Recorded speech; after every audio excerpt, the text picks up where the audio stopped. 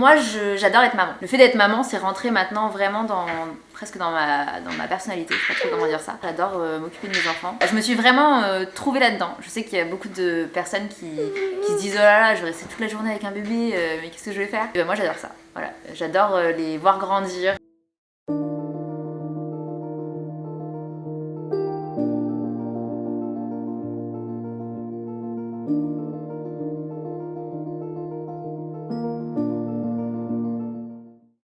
Je m'appelle Diane, j'ai 34 ans. Je suis maman de 2 garçons, un grand qui a 4 ans, bientôt et demi, et un petit qui vient d'avoir 11 mois.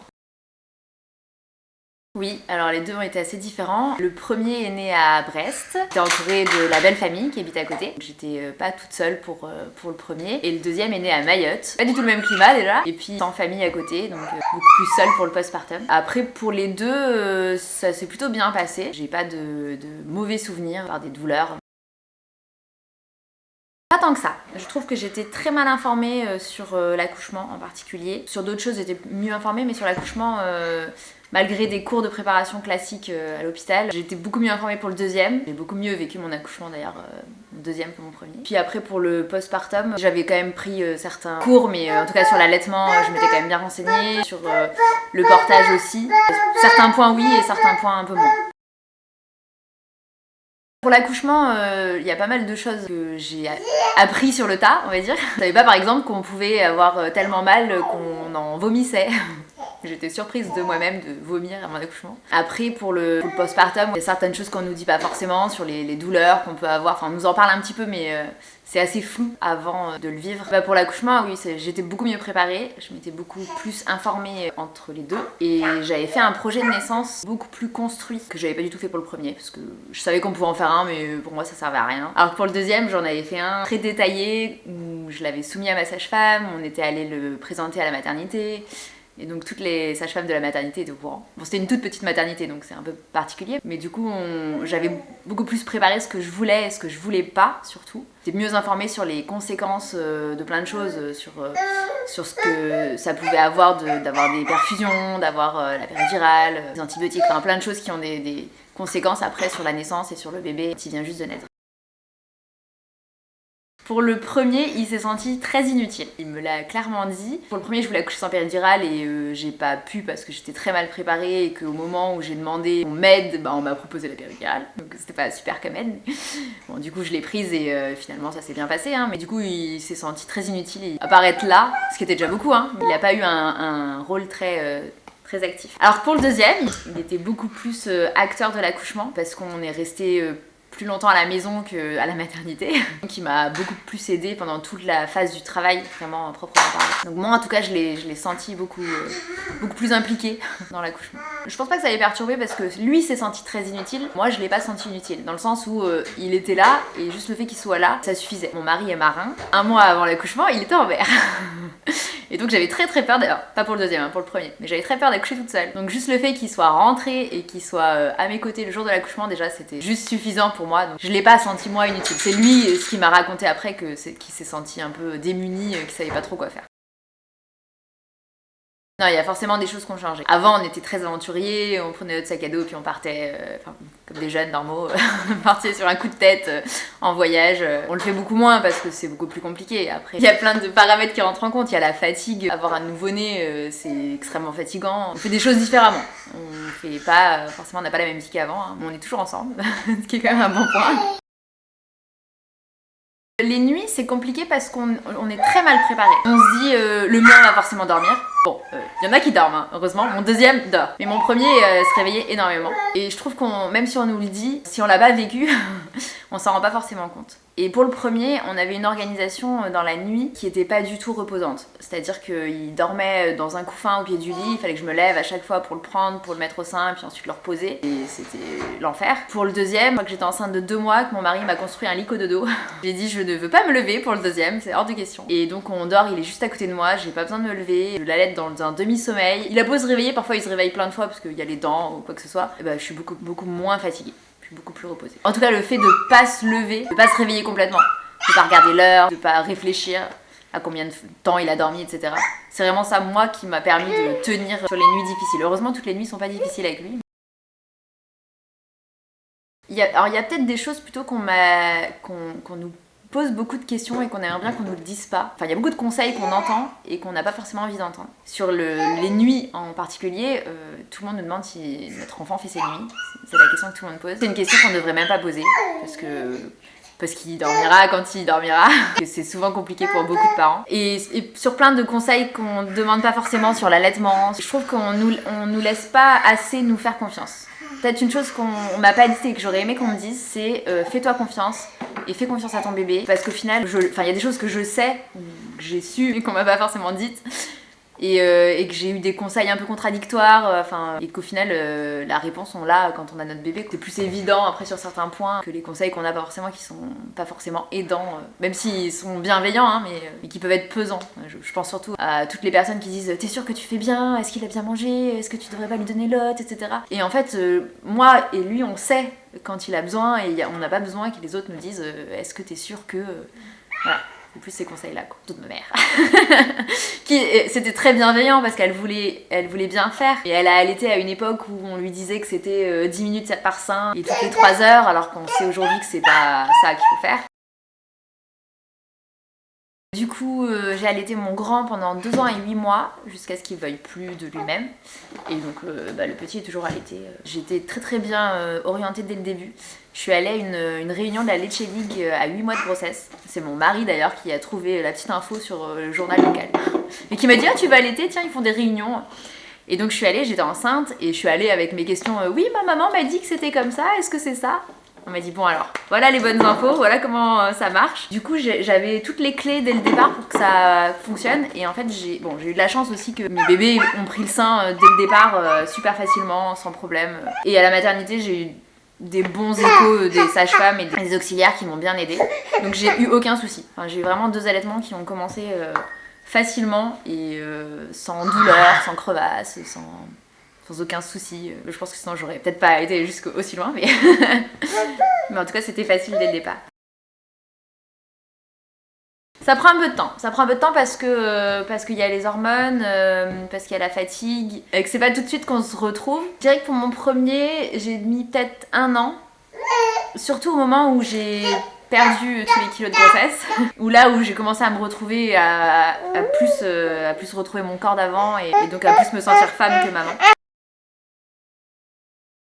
Alors j'ai mis moins de temps avec le deuxième qu'avec le premier. Enfin, quoique, avec le premier j'avais les grands-parents à côté, donc c'était facile. Pouvoir laisser 2-3 heures et puis faire des choses pour moi et c'était très agréable. Pour le deuxième, j'avais au début personne. Enfin, on avait des amis, mais c'était pas pareil. Et j'ai repris le sport il y a pas si longtemps. Et donc je me prends ce petit moment pour moi.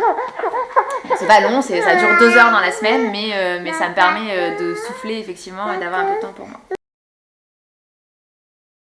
Je pense assez vite quand même, parce qu'au final, en fait, on a fait beaucoup de choses. On a fait beaucoup de choses avec notre enfant. En fait, on s'interdit pas d'aller au bar, par exemple, avec notre bébé. On a besoin aussi d'avoir ce temps. Sans eux, on a mis peut-être plus de temps. C'est plus, alors nous, c'était plus les voyages où on était très, à partir en voyage. Bon, alors après, il y a eu le Covid, un peu pour tout le monde où ça s'est un peu arrêté. Et après, on a été les premiers. Enfin, moi, j'étais la première à avoir un enfant parmi mon cercle d'amis. Donc les autres m'ont vite rejoint et c'était plus facile pour se retrouver. Parce que quand on est les seuls à avoir des enfants, on nous invite moins. Du coup j'étais la première, donc du coup la première à allaiter. Donc par la suite, je parlais tout à l'heure de la réunion que j'ai participé à la Leche League. Par la suite, je suis devenue moi-même bénévole dans cet asso. Donc je suis animatrice aujourd'hui de Leche League et du coup dès qu'elles ont des questions sur l'allaitement, elles se sont vite tournées vers moi. Et sur le portage également, puisque je suis devenue absolument fan de portage. Et du coup, je leur ai transmis à mes copines. Et donc après, on se partage les infos sur les choses et les autres. Mais sur ces 2 points en particulier, c'est que je leur ai un peu transmis le virus. Alors on sent que parfois on n'est pas forcément les bienvenus. Bon après on sort à des heures où en général on est un peu seul dans les bars, puisqu'on est plus sur du 17h, 19h qu'après 19h. En général les serveurs sont assez sympas. Mais parfois ça arrive qu'on ait des regards un peu genre ils vont faire du bruit, ils vont nous gêner quand on est au restaurant quoi. Et puis après ça s'attendrit. Une fois qu'ils ont vu un petit bébé crapahuter venir les voir et leur faire des petits bruits, bon, ils deviennent un peu plus tranquilles. Et puis quand ils font trop de bruit, on rentre à la maison parce que c'est aussi insupportable pour les autres que pour nous, donc... Faut pas se mentir, je pense que la libido elle met du temps à revenir. Il y a la fatigue, il y a les douleurs. J'ai eu une épisio pour mon premier et c'était juste horrible pendant 18 mois. Et il y a aussi un peu les hormones de l'allaitement malgré tout qui jouent, je pense. On a mis du temps avant de reprendre vraiment une intimité là-dessus. Un peu moins pour le deuxième, alors peut-être parce qu'on est plus préparé ou parce qu'on est déjà parents une fois, donc on sait un peu comment ça se passe. Peut-être qu'on était moins fatigués. Ou parce que j'ai pas eu d'épisio. mais oui, on met un petit peu de temps de toute façon. Je dirais que pour le premier, on a bien mis 1 an et demi. Et pour le deuxième, un peu moins d'1 an. En postpartum, je trouve qu'il a quand même assez bien pris sa place. C'est-à-dire qu'on a souvent cette question de est-ce qu'il va trouver sa place si t'allaites, il pourra pas donner à manger. Ils sont foutus complètement. Il a jamais été insistant à dire moi je veux donner un biberon absolument. Mes enfants ont jamais eu de biberon. Et non, il a trouvé sa place autrement. Pour le premier, c'était le bain. C'était son moment. Je crois que j'ai donné un bain à mon premier à 2 ans, pas avant. Donc c'était vraiment leur petit truc à eux. Puis après, quand ils grandissent, enfin voilà, il y a plein d'autres moments où ils arrivent à trouver du temps ensemble. Je l'ai un peu initié au portage aussi, donc il aime bien et j'ai la chance que les enfants fassent leur sieste. Enfin, le deuxième fait ses siestes en portage avec son papa, donc ça me soulage aussi un peu parfois quand j'ai besoin d'aller dormir et pas forcément être toujours auprès de lui. Peut-être plus facilement avec le deuxième en tout cas, mais il arrive quand même à trouver ses petits trucs à lui, ses petits moments où qui sont indépendants de la nourriture, mais lui ça le gêne pas, voilà, de pas être celui qui nourrit, voilà, c'est mon rôle à moi, et puis lui il fait à manger parfois, il fait la cuisine. Ça change beaucoup de choses. Alors, j'étais très fusionnelle avec mon premier, et le fait d'avoir un deuxième, ça lui a permis de plus trouver sa place auprès de son papa. C'est une bonne chose dans le changement, on va dire. Ça leur a permis à tous les deux de trouver leur moment. On a beaucoup plus de moments câlins, du coup. Après, qu'est-ce qui change? Beaucoup de choses. L'organisation est pas la même. C'est plus facile avec un, on a moins de choses à penser. Voilà, mais c'est 2 fois plus de bêtises. Mais 2 fois plus de bisous. Tout est un peu décuplé, quoi. Après, je sais pas si c'est plus facile ou moins facile d'en avoir 2. Mais ça devient plus facile aujourd'hui parce qu'ils commencent à jouer ensemble. Mais ça rend le premier beaucoup plus autonome et les parents un peu plus fatigués. Alors c'était pas vraiment une crainte, c'était presque un soulagement. C'est horrible de dire ça. Non mais ça m'a fait du bien. Je pense que ça nous a fait du bien. On était très collés. Ça a fait du bien à son papa aussi. Parce que du coup voilà, il a plus pris sa place. Voilà, ils ont été un peu plus proches. C'était pas une peur de le délaisser. Après, ça l'a fait grandir parce que forcément quand le deuxième est arrivé, il y avait des moments où je lui disais là je peux pas en fait. Enfin, voilà, je suis occupée, j'ai les 2 mains prises, je peux pas jouer avec toi. Je trouve qu'heureusement il était suffisamment grand, ils ont 3 ans et demi d'écart et quand le deuxième est arrivé, le premier était capable de jouer seul, il était capable de faire plein de choses seul, enfin de s'habiller seul, il allait aux toilettes, tout ça, c'était magique. Et du coup j'avais moins de scrupules à me dire ok là je peux pas, débrouille-toi et puis je reviendrai quand j'aurai fini quoi. J'aurais pas pu le faire 1 an avant quoi, ça aurait été très compliqué pour les deux. Pour le premier, j'ai eu beaucoup de mal à le laisser. Alors, pas tant au tout début, quand il y avait la grand-mère à côté, j'avais confiance. Donc c'était quelqu'un de la famille, donc je pouvais le laisser 2-3 heures sans aucun problème. Et par la suite, on a essayé de le mettre chez une assistante maternelle à 14 mois. Ça a été une catastrophe, parce que le feeling passait pas, j'étais pas prête, donc c'était pas bon. Finalement, j'ai repris le travail, il avait 2 ans. J'ai mis beaucoup de temps avant de le laisser à une inconnue entre guillemets. Ça passait beaucoup mieux je pouvais le laisser au papa, je pouvais le laisser à ma mère, je pouvais le laisser à la famille, mais de le faire garder, j'ai mis 2 ans avant d'être prête. Je sais pas combien de temps je vais mettre pour le deuxième, je suis pas encore prête, mais en fait ça dépend vraiment de la personne qui va le garder quoi. Et j'arrivais pas à trouver quelqu'un de confiance pour aller travailler. Enfin, je me sentais pas prête en tout cas de le laisser aussi longtemps, une journée entière de travail. 1 heure, 2 heures ça va, mais plus c'était plus compliqué quoi. Quelque chose qui me faisait beaucoup rire, c'est que j'ai beaucoup porté mes enfants.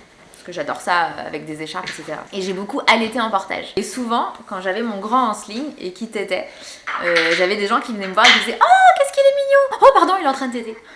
Voilà, c'était assez discret pour que les gens le voient pas. Et ça me faisait beaucoup rire de voir la tête des gens qui se disaient « Oh, pardon, je vous ai dérangé !» J'étais là, bon, c'est pas grave, moi ça me dérange pas, mais voilà, c'est assez pratique pour faire les deux en même temps, pouvoir bouger, faire des choses et avoir son bébé à côté et qui tète en même temps. Moi, j'adore être maman. Le fait d'être maman, c'est rentré maintenant vraiment presque dans ma personnalité. Je sais pas trop comment dire ça. J'adore m'occuper de mes enfants. J'adore les allaiter. Enfin, voilà, je me suis vraiment trouvée là-dedans. Je sais qu'il y a beaucoup de personnes qui se disent « Oh là là, je vais rester toute la journée avec un bébé, mais qu'est-ce que je vais faire ?» Et ben, moi, j'adore ça. Voilà, j'adore les voir grandir, voir toutes les étapes. J'étais ébahie parce qu'il commence à faire ses premiers pas. Donc voilà, c'est tout nouveau, il commence à faire 2-3 pas, donc je trouve ça magnifique. Et j'aurais raté ça pour rien au monde pour le premier, et je veux absolument pas le rater pour le deuxième non plus. C'était très nouveau pour le premier, et au final, ça m'a fait grandir en bien, je trouve. Enfin, j'espère. Et en tout cas, c'est quelque chose que j'aime beaucoup au quotidien. Malgré tout, j'adore mon boulot. Mais j'adore aussi m'occuper des enfants. Je reprendrai mon boulot plus tard.